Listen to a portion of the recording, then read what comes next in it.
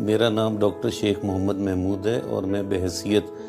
माहिर अमराज मेदा व जिगर सरगोदा में काम करता हूँ। हेपेटाइटिस सी का मर्ज़ हमारे मुल्क में एक शिद्दत इख्तियार कर चुका है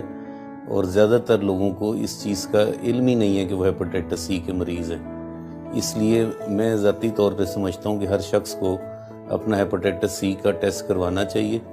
और जिन लोगों को पहले से मालूम है कि उनको हेपेटाइटिस सी है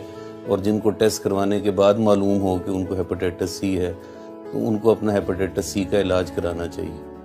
पहले टीकों का इलाज होता था जो कि एक दुश्वार इलाज था, अब गोलियों का इलाज मौजूद है जो कि एक आसान इलाज है और जिससे मर्ज़ से मुकम्मल तौर पे छुटकारा पाया जा सकता है। जिन लोगों को भी हेपेटाइटिस सी है उनको अपना हेपेटाइटिस सी का इलाज करवाना चाहिए और अपनी ज़िंदगी को सेहतमंद और खुशगवार बनाना चाहिए, क्योंकि सेहत से ही है ज़िंदगी का कारवां।